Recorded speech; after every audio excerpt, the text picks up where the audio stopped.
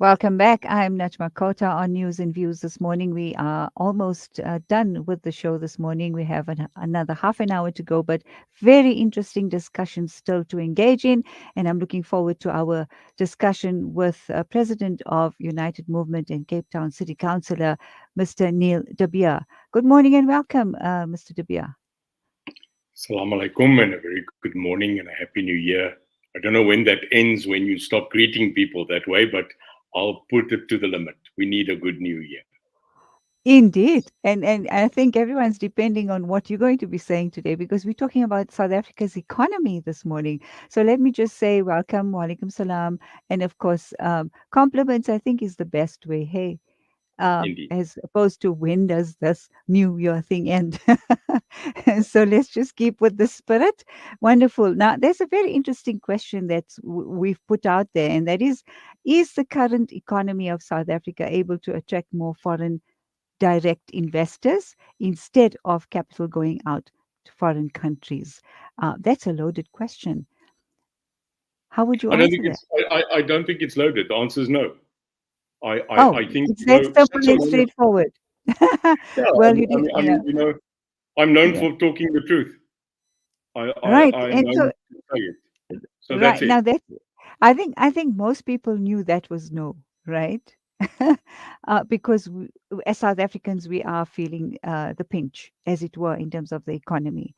But how do we how do we break this down? Why can't we attract more foreign investors, etc.? I think there's a broad-based analysis to be done, but I think people like me that have been in business, that have an entrepreneurial spirit, that understands a balance sheet, that understands what draws investment and what puts off investment.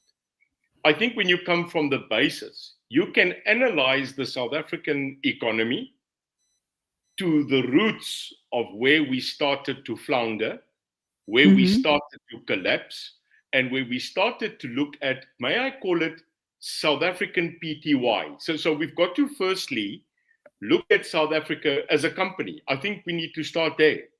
Because Right, if we say to each other, okay, South Africa is a company, let's right. start. Mm-hmm. The South African company is run by a board of directors. It Mm-hmm. has a chairman and it has shareholders. And Mm-hmm. once every 5 years, it has a can I call it a 5 year annual general meeting, like any company. The chairman of our board of directors is Cyril Ramaphosa. Right, The board of directors are the cabinet ministers currently sitting there, all 1,006 million of them. The shareholders of SAPTY Limited is you and me. mm-hmm. It's the citizens of South Africa who Right, own this country. Right. right. Every 5 years, we get together to analyze how did SAPTY Limited do in the past 5 years that we gave the right to these board of directors to run. So if I talk this way, I think it's more easier to understand that every 5 years, for the past 5 terms, we have re-elected the same board, the same company with the same membership to run our company. And I'm sorry, they failed. And Mm-hmm. this year, heaven behold, it is again our AGM between May and August of this year. And my analysis as a person who understands where the economy is of this country is it's failed. And that's it. Well, I think it's, we know it, but hearing it is rather sad. But that doesn't mean that we can't do anything about it because you said Sure. we own that company, right? So what do we do? So, can I tell you, a lot of people talk in politics, they talk big phrases, they talk big stuff. No, let's Mm. quickly stop. South Africans at heart are entrepreneurs. Mm-hmm. We find a way. Even True. in the depths of COVID, even in the greatest economic strife, even through this thing called load shedding, which is an economy killer, and we'll get to there, but even in the Yes. most trying times, South Africans have always got together and found a way to sell a samosa, to sell a pineapple, to sell biryani, to sell a bread, to Right. sell something, to trade something where they can put food on the table. Now, this is important because Right. actually the future saving of this country will not be based on the major corporates, but actually on the small and medium scale enterprise. This is the hope. This is Okay. the hope of this country, that we Mm-hmm. change our ideology from having this major industrialist ideology, and you can see big companies shutting one by one, but it will go back to the middle and small income business, which you and I actually buy from every day. So to start Correct. the turn of this economy is that the people that run this country must immediately return this economy back to the people on the ground. But to do that, you've had to be in business, and not one of the people currently sitting running this country's business actually has their own business. So, what are the main factors contributing to the decline? Well, there's five. Yes, we Mm-hmm. can say that the world economy is currently under a crunch, that the dollar Mm. currently is experiencing a major problem, that the American markets are volatile, that the current global wars that look at us with Russia and Ukraine, the Middle East scenario, which has a major impact. Yeah, let's call it one. Mm. Global enterprise problem. Yeah, so one. But remember, we're feeling it, but the world is feeling it. So we are Correct. not exclusive. Right. Number two, here's a factual point. We cannot say to a business that is small that every single day we cut your power and that you should then have a normal operation. Yeah. Yeah. So, two, Absolutely. the supply of consistent, equitable energy Mm-hmm. is currently a game changer that crashes this economy. The promises of this ANC government that it is finished, that we will not have load shedding beyond December. Well, yesterday we started. So no Mm. country, no company, no citizen that wants to invest money from the outside would actually invest in a factory in this country if you cannot guarantee power supply. So there we are, power supply.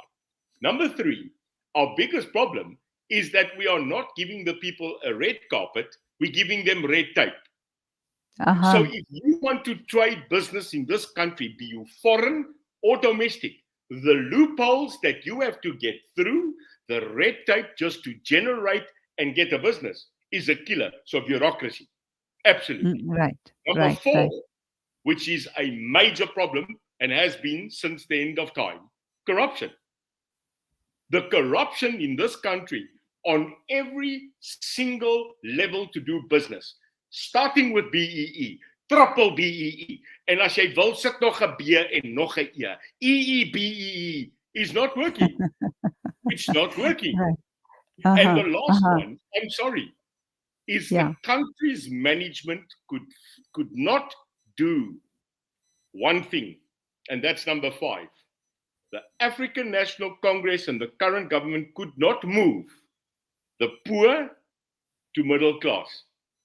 They couldn't get the economy to benefit the poorest of the poor, not to make them rich, but Yes. just to move them from poor to middle class. That's it. Mm-hmm. Mm-hmm. Mm-hmm. I have a comment here from Yusuf Young. He says, Neil said to me one day, get the basics right. If we fail with the basics, then we will not be able to focus on the bigger aspects of this country. He calls Amen. you, he says, what a man, what a truth speaker, and salam to all. Thank you so much, Yusuf. Walaikum salam. Perhaps you want to comment on that, Neil? You know, we've got a cliche that always says, let's get back to basics. Uh huh. Uh huh. But to get to basics, you need to understand the basics. So Right. I'm always saying, if we look at the economy of this country, a large proportion of the failure of this country is the ineptness of the people leading the country. Sorry. And I'm hammering on it, not because I'm sitting in a political seat. I'm a citizen. I come from business. So I Right. am saying, when you look at the recovery that needed to be done, let's just take COVID. Correct. COVID killed business. But while it's killing business, and this government has no solution to keep the country going, because when COVID stopped, government help stopped. The Mm-hmm. people didn't realize that after COVID, the 3 years after COVID will be probably the most important time government needed to intervene. But Mm-hmm. while we were waiting for this massive investment, this buffering of our credit, this helping with debt, they were stealing 500 billion.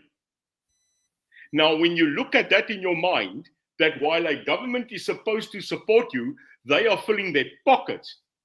That is not just a killer in business, but a psychological dent within your current feeling of being positive. So we have had a culmination of a lot of perfect storm within the economy, the up and down of the fuel price, not buffering us and trying to Right. intervene, because every time the money goes up for petrol, so does food. But funny, yesterday the petrol and diesel price came Yes. down as ShopRite and Checkers and Pick and Pay dropped their food price. No. No, no. Mm-hmm. So, how can we expect an upward trajectory? Change the government. As We simple have as the that. opportunity. No, Mm-hmm.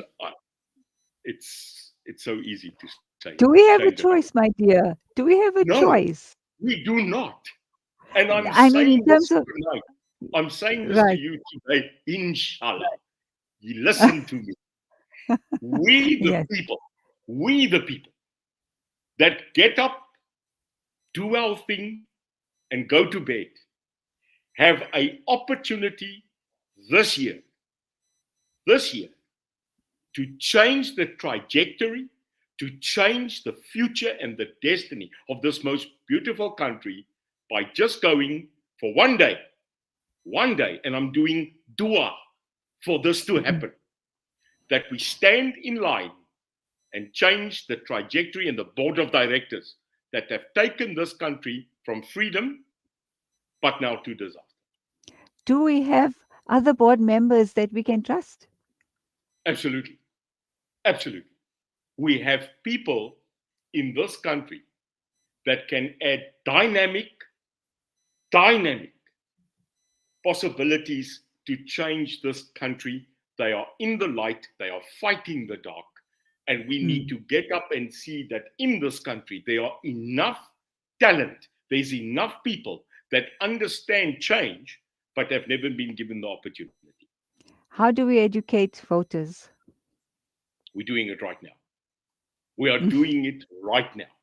I Mm. always say I entered politics 3 years ago because I saw a country that once in my lifetime, when I was still young, and I did not have this, that I saw a country of so much possibility, a country with Right. so much potential. But then they also say the biggest people that you have the word potential lie in the graveyard. South Africa is not there yet. South Africa is not, yes, we are low. We are currently suffering. But let me quickly Mm-hmm. tell you, the will Mm. of the people of this country is the biggest economic equity that we have in the world, the people of this country. That's a fantastic note to end off on. Also, the fact that we're starting the new year and hoping that change will happen for the Change, better. change will happen if you, Nelson Mandela said to me, if I may end with his words, Certainly. Madib, Nelson Mandela said, if you want to change society, start by changing yourself first.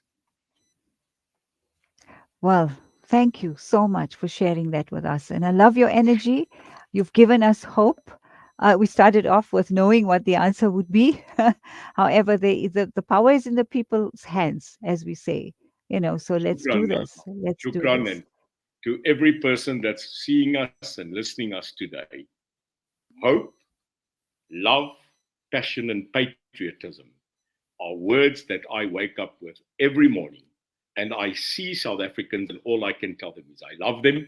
I will keep on telling them the truth, and we will change this country, inshallah, but we need to do it together. I mean, Afwan. And, we need to build national pride, and people like yourself will help us do that. Absolutely. Absolutely. Thank you very much. Thank Thank you you. very much. Enjoy the rest of your day. Assalamu Thank alaikum. you. Thank you for having me. It's a pleasure. Right, next up, I hope we can get hold of Dr. Said Namruti. As I said in our introduction, that he's talking to us out of the south of Gaza, which in Khan Yunis. And yesterday we lost a connection with him. It is unreliable, so I'm sure you can bear with us if something goes wrong or if we can get him at all. We're doing our best to do that. If not, we will conclude with our last interview for today, and that is with Maulana Abdul Khalik, who is from the United Ulama Council of South Africa, their response to the South African government and the ICJ.